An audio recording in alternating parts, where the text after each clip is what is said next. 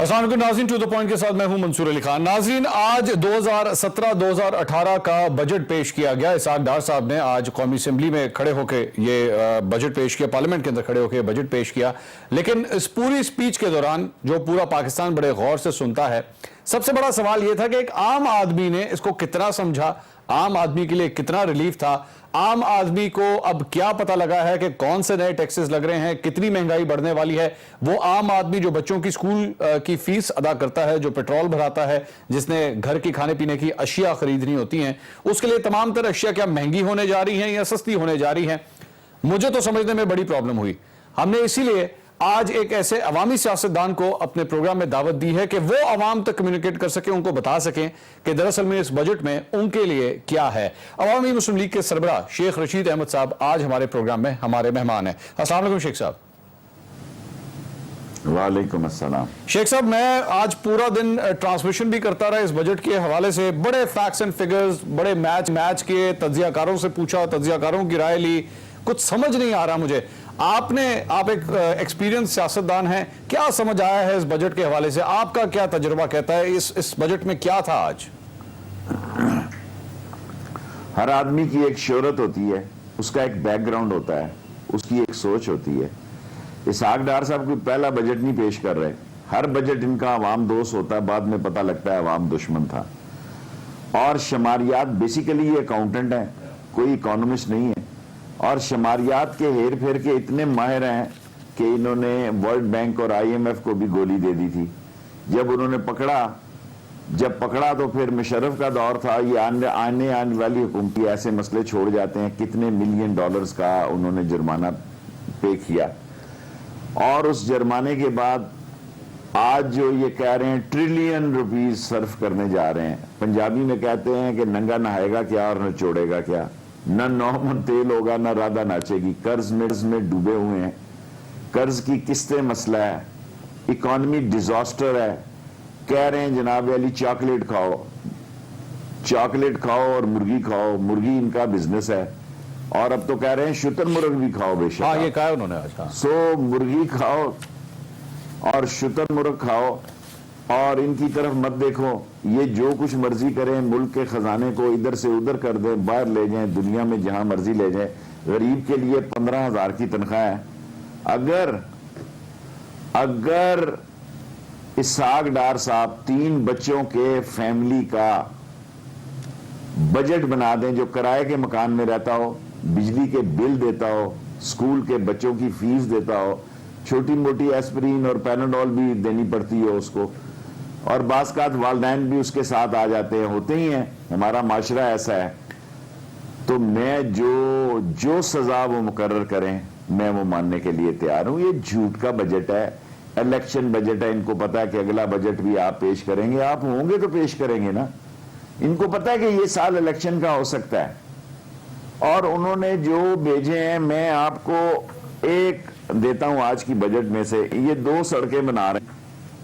एक बना रहे हैं लाहौर अब्दुल हकीम सेक्शन में 230 किलोमीटर और 48 अरब रुपए में, अंदाजा करें। और इसमें 35% बंदे का वैसी करप्शन होती है, बिल लेने के लिए, ठेका लेने के लिए, एडवांस लेने के लिए। सक्खर हैदराबाद सेक्शन, ये सॉरी मुल्तान से सक्खर बना रहे हैं जी, ये 36 बिलियन की, और ये कह रहे हैं हम जाल बिछा रहे हैं। न नॉर्मल तेल होगा न राधा नाचेगी। ये कहते हैं इंडस्ट्री जीरो है जी। आप टैक्स इनसे पूछें, खड्डी वालों से।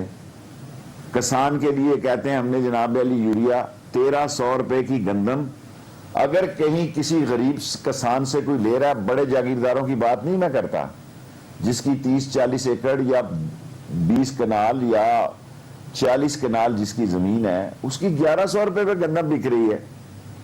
और ये चीनी के सौदागर, जो चीनी के माफिया जो है, ये शुगर केन वालों के पैसे कोई नहीं देता। और हमें ये बताएं कि जनाब हमने नए जॉब क्रिएट करने के लिए, देखें जी, अनपढ़ आदमी जो है इस मुल्क में सबसे बड़ा मसला है, पढ़ा लिखा नौजवान, जिसके लिए जॉब की कोई गुंजाइश नहीं है, कोई गुंजाइश नहीं है। जो अहम अदारे हैं, इन पर उन्होंने अपने लोगों को बैठाया हुआ। इसीलिए एक्सपोर्ट का आप देखें 35 बिलियन का, 3-4 बिलियन का डेफिसिट जा रहा है। और کوئی بتائے کہ ہم نے ایکسپورٹ کیسے بڑھانی ہے؟ بنگلہ دیش آپ کے سامنے یہ ہے، شیخ انڈیا آپ کے صاحب، سامنے یہ ہے، شیخ صاحب سری ابھی لنکا آپ نے فرمایا کہ یہاں کا جو پڑھا لکھا نوجوان ہے وہ سب سے بڑا مسئلہ ہے. شیخ صاحب ماشاءاللہ یہاں پہ ایسے نوجوان ہیں جو اپنے والدین کو کروڑوں روپیہ ہر سال گفٹ کے طور پہ دے رہے ہیں، اربوں روپیہ کماتے ہیں سالوں سال کے اندر. تو یہ تو ہمارا اثاثہ ہیں، یہ تو ہمارے ایسٹ ہیں. شیخ صاحب 2 ہی بندے بھیج سکتے ہیں جو ہیروئن کا کام پاؤڈر کا کرتے ہو، یا پاکستان کے لوگوں کی لوٹی ہوئی دولت جو ہے وہ طریقے سلیقے سے واپس لاتے ہو. اور اس میں اب یہ پھنسے ہوئے ہیں، جے آئی ٹی جو ہے ان کے حلق میں پھنسی ہوئی ہے اور یہ تاثر دینے کی کوشش کر رہے ہیں. تمام بجٹ میں بھی ہوگا. آج تک ابھی میرا ان سے ایک مکالمہ ہوا ہے، 9,000 روپے کی قبر ہے جی. ابھی ایک چینل پر میری ان سے براہ راست بات ہوئی ہے جی. آپ ان سے پوچھیں ایجوکیشن کے لیے کیا رکھا ہے انہوں نے، میڈیسن کے لیے، دوائیوں کے لیے کیا رکھا ہے. 37.5 ارب روپیہ ہائر ایجوکیشن کے ڈسٹروائے کریں. میں کہتا ہوں جی ہائر ایجوکیشن میں تو جو جس برے طریقے سے یہ ناکام ہوئے ہیں، بیسک ایجوکیشن کے لیے کتنے کروڑ بچے جو ہیں وہ سکولوں میں نہیں جا رہے ہیں. کتنے سسٹم میں وہ بچے جو بیچارے یہ کہتے ہیں چائلڈ لیبر میں صبح صبح ویگنوں کے پیچھے لٹکے سواریوں کو بٹھا رہے ہوتے ہیں، کسی ڈینٹر کے پاس، ویلڈر کے پاس، مکینک کے پاس، موچی کے پاس، دھوبی کے پاس، نائی کے پاس، جن کے والدین جو ہے انہی بچوں کی روزگار پہ گزارا کر رہے ہیں. ان کو کوئی فکر نہیں ہے کہ یار ان کا بھی کوئی مستقبل ہے. ان کو صرف اپنے بچوں کی فکر ہے. ان کے منہ سے جو گرتا ہے وہ قوم کھاتی ہے. یہ لوگوں کے بچوں کو ڈانٹتے ہیں اور اپنے بچوں میں بانٹتے ہیں اور پھر بچے یہی ہے ان کو واپس لوٹاتے ہیں.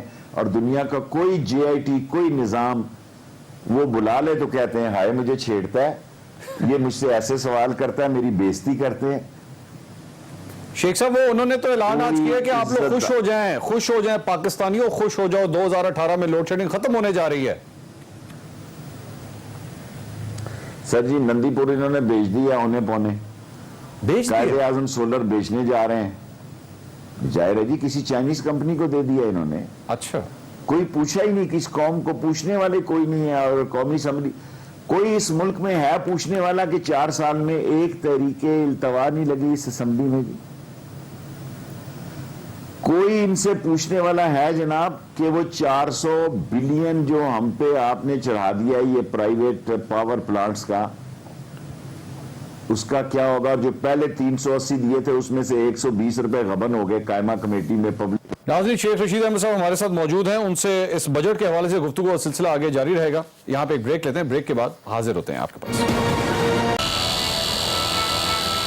ناظرین welcome back after break. To the point میں ایک بار پھر آپ کو خوش آمدید کہیں گے. 2017-18 کا آج بجٹ اسحاق ڈار صاحب نے آج تجاویز پیش کی پارلیمنٹ کے اندر، اسی حوالے سے ہم گفتگو کر رہے ہیں. عوامی مسلم لیگ کے سربراہ شیخ رشید احمد صاحب ہمارے ساتھ موجود ہیں. شیخ صاحب یہ بریک پہ جانے سے پہلے آپ نے ایک جملہ کہا تھا، وہ ایک دم مجھے اس نے سٹرائک کیا. میں چاہوں گا ذرا تھوڑی سی روشنی اس کے اوپر ڈالیں. یہ پولٹری کے بزنس کے لیے بڑا اس بار اناؤنسمنٹس کی گئی ہیں. پولٹری مشینری پر درآمدی ٹیکس 17 سے کم کر کے 7% کر دیا گیا ہے. فارمنگ کی حوصلہ افزائی کے لیے کسٹم ڈیوٹی کی چھوٹ کا فیصلہ کر دیا گیا ہے. پولٹری فارمنگ سیکٹر پر ریگولیٹری ڈیوٹی ختم کرنے کا فیصلہ کر دیا گیا ہے. شتر مرغ فارمنگ کے لیے کسٹم ڈیوٹی استثناء کی تجویز دے دی گئی ہے. آپ پاکستانی مرغی کھائیں گے، ویجیٹیبل کا اور سبزیوں کا دور ختم ہوا. جناب علی اس ملک میں مناپلی ہے شوگر پہ اور پولٹری پہ اور ملک پہ. ملک میں کچھ اور لوگ بھی ہیں نواز شریف خاندان کی. یہ بجٹ اپنے گھر کا بناتے ہیں، یہ بجٹ گھر کا بناتے ہیں. اور مردے کا جو ریٹ بتایا ہے یہ ان کو مرنا یاد ہی نہیں ہے. 9,000 روپے کی بڑی قبر ہے جی، 4800 روپے کی چھوٹی قبر ہے. اور کسی کو مرنے کے لیے بھی 25,000 روپے چاہیے. اور یہ 15,000 روپے جو انہوں نے مزدور کی کہا کہ جناب کم سے کم اجرت ہوگی، بڑی معذرت کے ساتھ عرض کر رہا ہوں، کتے کی خوراک کا پیکٹ جو ہے وہ 6200 روپے کا ہے. آج کے دور میں اگر کوئی شخص یہ سمجھتا ہے کہ 15,000 روپے میں کسی کا گزارا ہو سکتا ہے. میں ایک بہت اہم بات کرنا چاہ رہا ہوں، اللہ میرے گناہ کو معاف کرے. کل پرسوں رمضان ہے، اگر یہ غلط ہو جائے تو قوم بھی مجھے معاف کرے. حضور صلی اللہ علیہ وسلم نے فرمایا کہ اگر میری بیٹی فاطمہ تو زہرا بھی پہ بھی کوئی الزام ہو چوری کا اور وہ ایسا پکڑی جائیں تو ان کے بھی ہاتھ کاٹ دیے جائے. لیکن عمر فاروق رضی اللہ تعالیٰ عنہ نے پہلی اسلام میں، آپ یہ کہیں اس کو جو بھی لفظ دے دیں تاکہ دینی قوتیں ویسی نہ میرے پیچھے پڑ جائیں، انہوں نے کہا چوری اور مصیبت زدہ اور قحط زدہ علاقے میں یہ قانون نافذ نہیں ہو سکتا. قحط زدہ، آفت زدہ علاقے میں یہ قانون نہیں لگے گا اور وہاں اس کی چھوٹ ہونی چاہیے. جی. اور آج پاکستان میں جب 15,000 روپے میں انسان کو زندگی مجبور کر دیا جاتا ہے کہ وہ اسی میں رہے، اور وہ بھی نوکری نہیں ملتی. میں سندھ میں ایسے نوجوانوں کو جانتا ہوں، ابھی میں دادو گیا اور ادھر گیا، سکھر گیا، نوجوانوں نے مجھے قسم کھا کے کہا جی کہ 2-2 لاکھ روپے کی انہوں نے نوکری دی ہے. پاکستان میں جتنے لوگوں کو انہوں نے اپوائنٹ کیا وہ ذاتی لوگوں کو اپوائنٹ کیا. یہ ان کی روایت رہی ہے. دیکھیں جب پولیس میں بھی شروع کے ادوار تھے جو بڑے کیوں پولیس کا نظام فیل ہو گیا کہ یہاں M N A M P O کو کوٹا دیا گیا 2-2 3-3 اے ایس آئی کا، وہ کوئی ایس پی بن گیا، کوئی ڈی ایس پی بن گیا ہے. اگر کسی کی کمر پوری بھی نہیں تھی اور کوئی دوڑ میں بھی پورا نہیں تھا، امتحان کو تو چھوڑیں اس کو بھی رکھ لیا گیا. یہی حال پٹوار کا ہوا، یہی حال پاکستان کی زمین کے معاملات کو دیکھنے والوں میں ہوا. اور آج عالم کیا ہے؟ عالم یہ ہے جناب علی کہ انصاف کے حصول کے لیے لوگ جو در بدر دھکے کھا رہے ہیں. میں یہ نہیں کہتا یہ کوئی نئی بات نہیں ہوگی، لوگ گردے بیچ رہے ہیں، لوگ بچوں کو بیچ رہے ہیں. پاکستان میں بہت بڑی تعداد میں اب بچیوں کو بیچا جا رہا ہے. شیخ صاحب باپ نے خودکشی کر لی کہ میری نوکری بیٹے کو دے دو.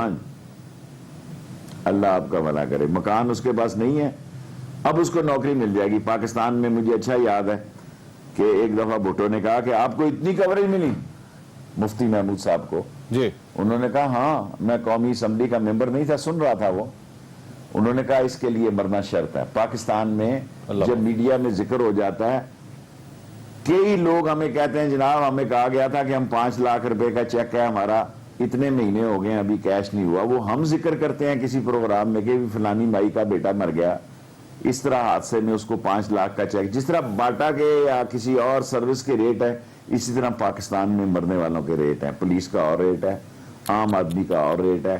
سو یہاں مرنا شرط ہے، مرنے کے بعد آپ کو ملتا ہے. جو بیسک بات ہے، میں اکانومسٹ نہیں ہوں، پاکستان میں ڈینٹر، پینٹر، ویلڈر، مکینک، ان لوگوں کا روزگار اتنا مسئلہ نہیں ہے، مکان بنانے والوں کا اتنا مسئلہ نہیں ہے. لیکن اس کے لیے اگر آپ نے غریب آدمی، ان پڑھ آدمی یا کم تعلیف یافتہ کو روزگار عام کرنا ہے، اس کے لیے ضروری ہے بجری، سیمنٹ، سریا، ریت، اس کو سستا کریں.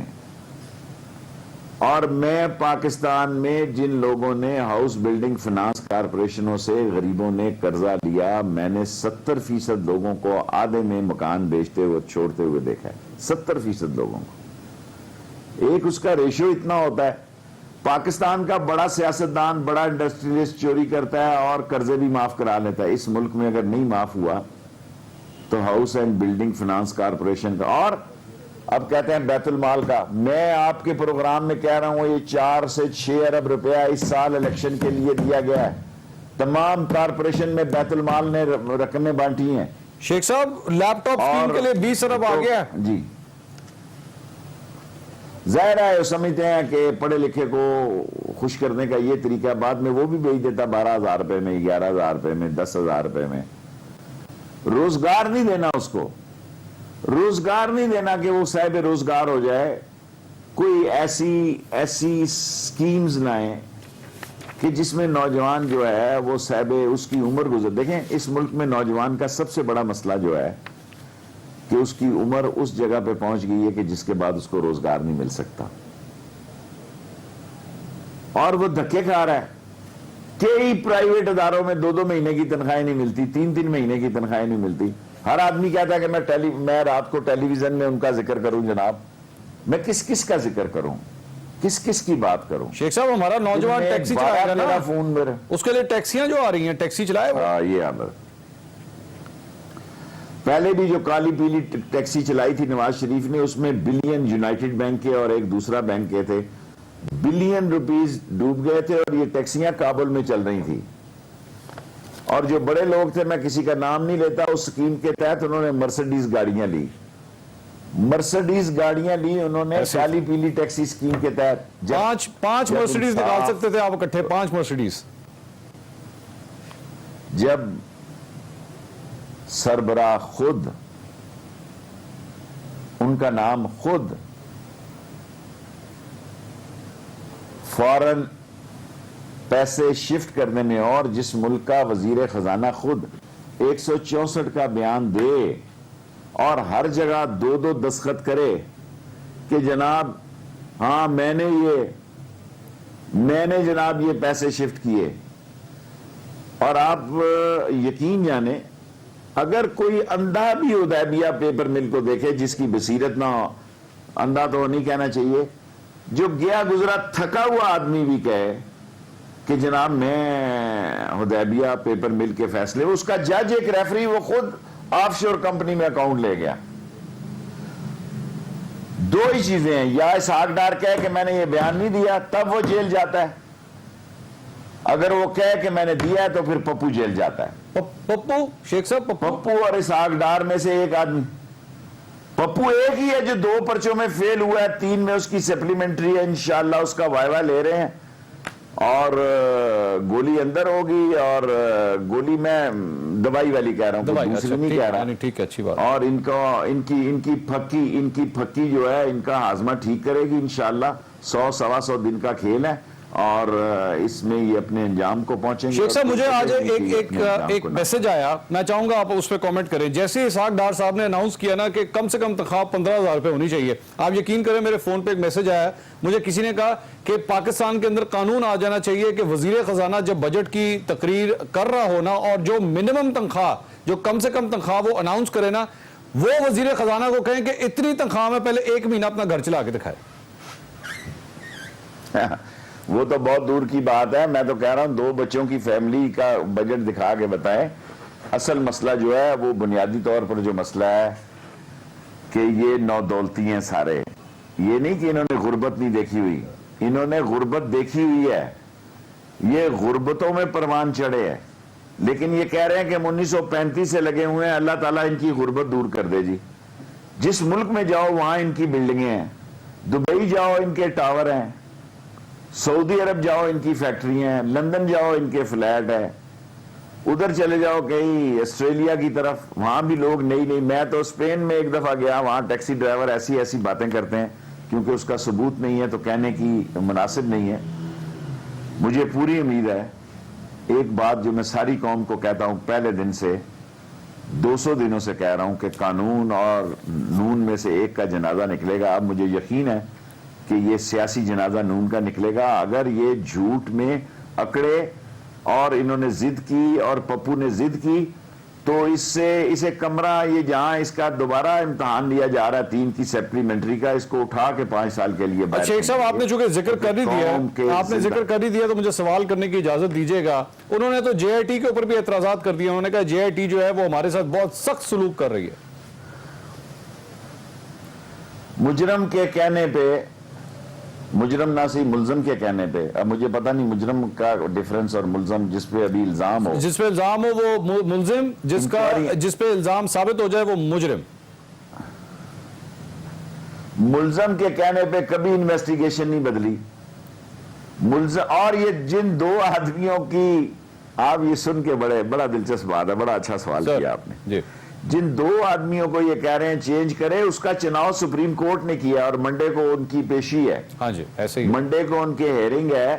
جن 2 آدمیوں پر انہوں نے اعتراض کیا ہے, جو بندے یہ ان کرنا چاہتے تھے, سپریم کورٹ نے کہا کہ یار لسٹ بھیجو. لسٹ میں سے انہوں نے ان 2 آدمیوں کو مناسب اور بہتر سمجھا, کہتے ہیں یہی غلط ہے, یہ فلانے کا رشتہ دار. اگر رشتہ داری کی بات ہو تو عمر اسد اتنا ٹیلنٹڈ آدمی ہے, زبیر کو آپ نے گورنر لگا دیا ہے, اور اس کو گورنری ملی اسد عمر کی وجہ سے ہے کہ وہ پی ٹی آئی میں ہے, اس کی کوئی صلاحیت نہیں ہے. وہ گورنر تو بہت دور کی بات ہے, وہ کونسلر منتخب نہیں ہو سکتا.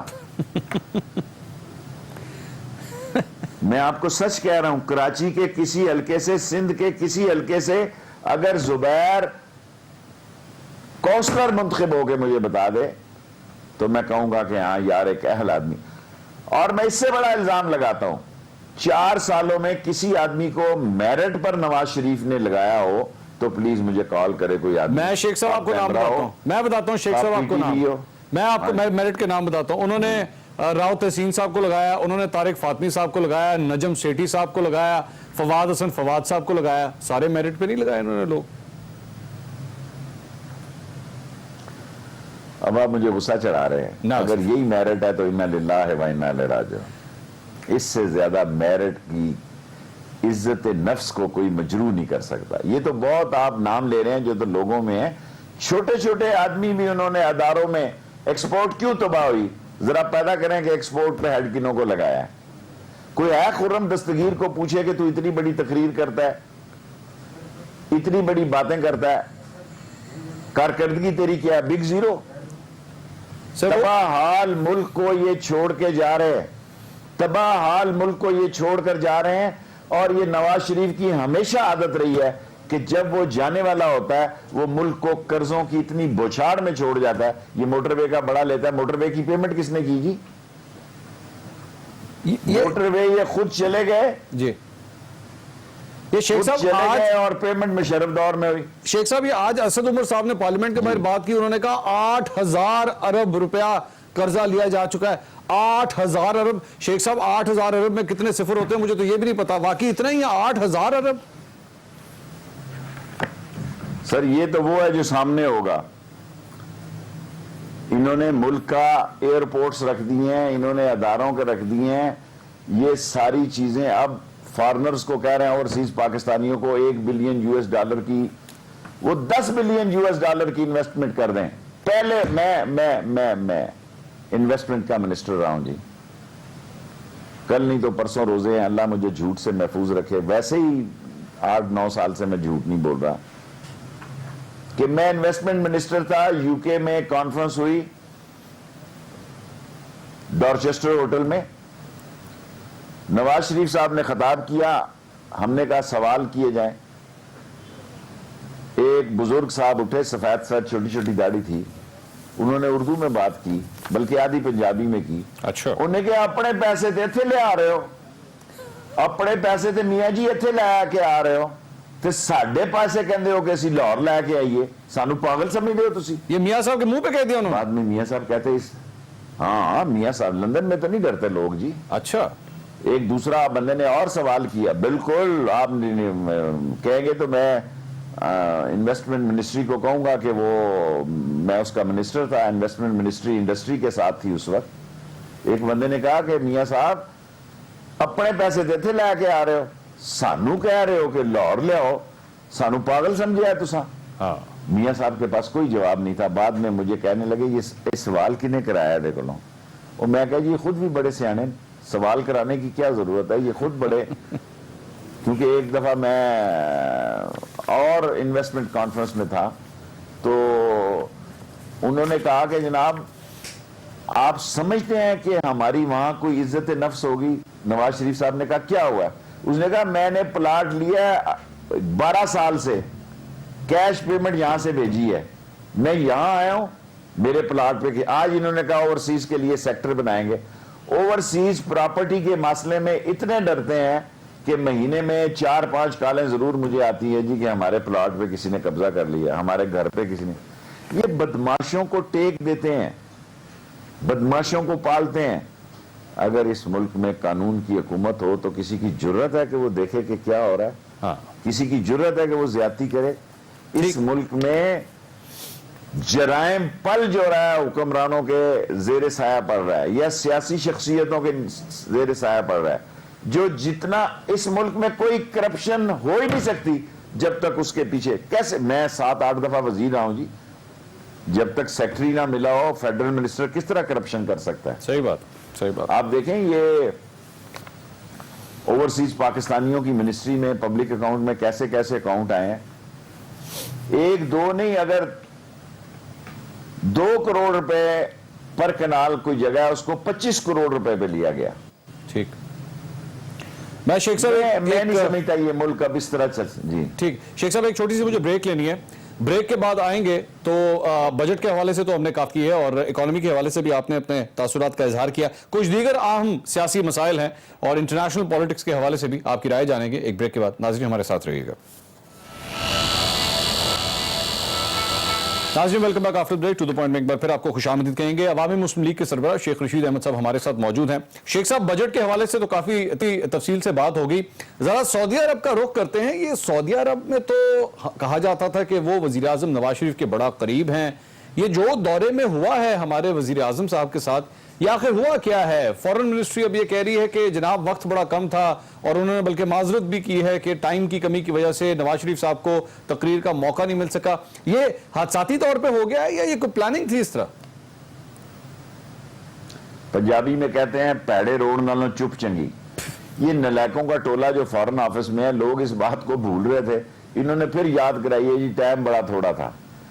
यानी हम बहरैन के लिए टाइम था, दूसरी जगहों के लिए टाइम था, और दुनिया की सबसे बड़ी इस्लामी ताकत देखें क्या हुआ है आज मिस्र में, क्या हो रहा है टर्की में, क्या हुआ है लीबिया में, क्या हुआ है जॉर्डन में होने जा रहा है, क्या हुआ है इराक में, क्या हो रहा है ट्यूनिस में, क्या हो रहा है यमन में। और हमें जिन्होंने बुलाया था और जिनके लिए तकरीरें तैयार की जा रही थी और जहाज में तकरीरें, बड़ी बदनसीबी ये है, बावजूद मैंने काफी ट्रेन किया, इसके बावजूद भी नवाज शरीफ तकरीरों में ट्रेन नहीं हो सके। आप ट्रेन करते थे शेख साहब? अंदर वो कॉन्फिडेंस पैदा नहीं हो सका। मेरा मतलब है बहुत सारी चीजों में मैं ये कह सकता हूं कि वक्त के गुजरने के साथ साथ उनकी सलाहियतों में इसलिए इजाफा नहीं हुआ कि उनमें टैलेंट ही नहीं था। अच्छा, मैं किसी की किस्मत नहीं बदल सकता, किस्मत की लकीरें उसकी अपनी है जो छाया हुआ है कई केसेस में। तीसरी दफा उनको टाइम मिला है, उनके भाई को छठी दफा टाइम मिला है। मैं किस्मत तो नहीं बदल सकता, लेकिन सिफर को 100 से ज़रब दो, वो सिफर ही होता है। और मैंने ऐसे अब किसी, अल्लाह से मुझे डर लगता है, बड़ी नामुनासिब बात होगी, मैंने इतनी नाअहल क़ियादत का तसव्वुर कभी नहीं किया। आप यकीन जाने कि उनको यही नहीं पता होता था किसी जमाने में कि ये जिबूती कहाँ वाक़या है। अब असल मसला है कि एक आदमी को पैसे के बलबोते पे वो इतना एक जोरदार रवैया अख्तियार कर लेता है। पहले पैसा कमाते हैं, बनाते हैं, फिर लगाते हैं, पड़ोसी मुल्कों से पैसा लेते हैं, इलेक्शनों में इनकी आमदन का जरिया है। मैं कल किसी मेंबर को गया था अफसोस करने, वो सरकारी मेंबर था, मैंने कहा तू कैसे, तेरा तो वहां बड़ा कंपटीशन था। कहता शेख साहब आप बातें करते हैं, मैंने 3 करोड़ रुपया पार्टी फंड में दिया था। इस मुल्क में देखें कि बंदे के कद के हिसाब से कोई 50 लाख देता है, कोई करोड़ देता है, कोई 2 करोड़ देता है, फिर वो कमाता भी है ना जी। इन्वेस्टमेंट लगाने से ही मिलता है, वो फिर कमाता है और फिर खाता है, फिर बनाता है, फिर हम चीखते हैं कि ये बेईमान था, ये करप्ट था। वोट देखते हुए हम देखते ही नहीं है कि ये इस काबिल था, ये अहल था, नहीं था। हमें गर्ज सिर्फ ये होती है, हर आदमी का रिश्ता जो है वो मफाद से जब मुंसलिक हो जाता है तो कौमों की तबाही और जवाल का वक्त होता है। और ये हमारा वक्त है, इस वक्त तबाही और जवाल का वक्त है। और हमारी क़ियादतें हम पे इसलिए मुसल्लत होती हैं कि हम छोटे छोटे मफाद की खातर अपने वोट को मौत की घाट उतार देते हैं और बाद में रोते हैं कि जी हल्के में कभी आया ही नहीं, हल्के में कभी देखा ही नहीं गया, हल्के से गुजरा नहीं। ये सारी बातें हमें पहले सोचनी चाहिए। ये शेख साहब, और ये मैंने अटॉर्नी जनरल को उस दिन कहा जी, मैंने कहा कि तुमने ये गुलभूषण का केस जानबूझ के हराया है। अच्छा। वो कहता नहीं अगली दफा हम जीत जाऊंगा, अल्लाह से दे सुना है उसको हार्ट अटैक हो गया। मैंने कहा सादी, शेख सादी ने कहा कि वो चांटा अपने मुंह पे मारो जो वक्त गुजरने के बाद कहा जाए कि ऐसे मारूंगा, ऐसे कैंची लगाऊंगा। ठीक, जो कुछ इस मुल्क में पिछले चंद महीनों में हुआ है, मैं समझता हूं पाकिस्तान की इज्जत नफ्स पर बहुत बड़ा धचका लगा है। कौम ये सोचने पे मजबूर हो गई है कि अपनी क़ियादत पे शक करती है कि वो पाकिस्तान के साथ है कि पड़ोसी मुल्कों के साथ है। अल्लाह माफ करे। वो पाकिस्तान का मफाद देख रहा है कि पड़ोसी मुल्कों का मफाद देख रहा है। किसी कौम और मुल्क की इससे बड़ी तस्दीक कोई नहीं हो सकती कि उसकी क़ियादत उसकी कौम की नजरों में मशकूक हो जाए। जब शेख साहब अपने वजीर आजम की अगर इस निगाह से देखा जा रहा है जिस तरह आप फरमा रहे हैं, तो फिर लोग टैक्स क्यों देंगे, लोग इन्वेस्टमेंट पाकिस्तान में क्यों करेंगे जब इस किस्म की सूरत हाल है? अच्छा शेख साहब, आपने सियासत की जहां तक बात की, एक आपके अपने हल्के के हवाले से एक सियासी सवाल, आप NA 56 NA 55 دونوں سے الیکشن لڑنے کا ارادہ رکھتے ہیں؟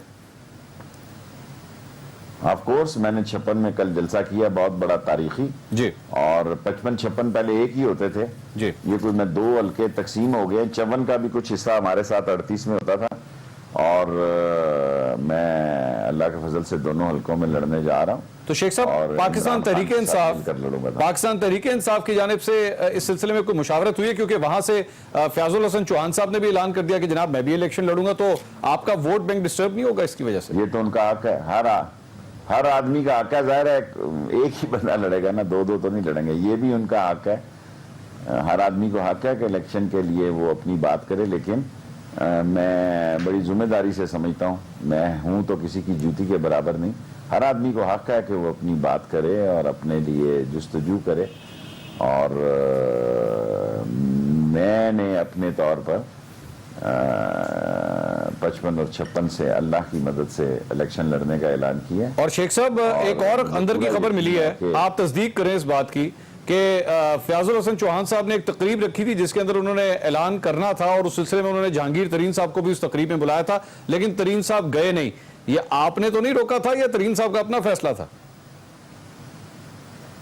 میں چھوٹا آدمی نہیں ہوں، میں ایسی باتیں نہیں کرتا، جانا تو جائے، جس نے جانا جہاں جانا جائے، اور میں ایک پارٹی کو ایڈ کرتا ہوں، اور ہم سیٹ ایڈجسٹمنٹ میں مجھے 100% یقین ہے کہ یہ عوامی مسلم لیگ کی دونوں سیٹیں ہوں گی، ٹھیک، مجھے ذرا برابر شک بھی نہیں ہے، اور میں عمران خان کی دوستی کو کسی امتحان میں بھی ڈالنے والا انسان نہیں ہوں، میں 7 دفعہ وزیر رہ چکا ہوں، اور میرا کردار سب کے سامنے ہے، اور سیٹیں میں کسی بھی، اب اللہ نے میری ایسی پوزیشن بنائی ہے کہ میں سیٹیں کسی بھی جگہ سے لڑ سکتا ہوں، لیکن یہ میری خواہش ہے اور میری سوچ ہے، اور میں عمران خان کی سوچوں سے واقف ہوں، اور میری خواہش ہے کہ 54 میں عمران خان لڑے، اور 55 اور 56 میں شیخ رشید لڑیں، نیچے اپنے ایم پی اے رکھ لیں جس نے رکھنے ہیں، کیونکہ آپس میں تو آپ کو پتا چھوٹی بڑی ٹک ٹک تو لگی رہتی ہے۔ ٹھیک ہے شیخ صاحب، ایک چھوٹا سا بریک لینا ہے۔ ناظرین، شیخ رشید احمد صاحب اس لیگ کے سربراہ ہمارے ساتھ موجود ہیں، کچھ مزید گفتگو کریں گے ایک بریک کے بعد، ہمارے ساتھ رہیے گا۔ ناظرین، welcome back after break, to the point میں ایک بار پھر آپ کو خوش آمدید کہیں گے۔ عوامی مسلم لیگ کے سربراہ شیخ رشید احمد صاحب ہمارے ساتھ موجود ہیں۔ بجٹ کے اوپر بات ہوئی، کچھ سیاست کے اوپر بھی ہم نے ان سے ذکر کیا۔ سعودی عرب میں وزیر اعظم نواز شریف کے ساتھ جو کچھ ہوا وہ تو ہم سبھی جانتے ہیں، شیخ صاحب کا تبصرہ بھی آپ نے اس کے اوپر سنا۔ شیخ صاحب، پالیٹکس کے اوپر ہی مزید کچھ آگے آتے ہیں۔ پاکستان پیپلز پارٹی کی جانب سے ہم دیکھ رہے ہیں کہ زرداری صاحب ہی اب تک میدان کے اندر ہیں، بلاول بھٹو صاحب کی انٹری کہیں نظر نہیں آ رہی، اور پاکستان پیپلز پارٹی سے کئی نام اب آواز آ رہی ہے کہ پاکستان تحریک انصاف کی طرف جانے کا سوچ رہے ہیں۔ پشاور سے تو ایک آواز آ ہی چکی ہے، کچھ پنجاب سے بھی 1-2 لوگوں کے نام آ رہے ہیں، گوندل صاحب کی آواز آئی، فردوس عاشق اوان صاحبہ کی آواز آئی۔ یہ ہو کیا رہا ہے؟ یہ پرندے ادھر سے ادھر کس طرح جا رہے ہیں؟ دیکھیں جی، جی آئی ٹی کا فیصلہ کا لوگ انتظار کر رہے ہیں، ڈاروں کی ڈاریں اڑیں گی۔ اچھا، یہ بڑے سمجھدار پرندے ہوتے ہیں، یہ اصل صورتحال واضح ہوگی جی آئی ٹی کے فیصلے کے بعد 100-125 دنوں میں۔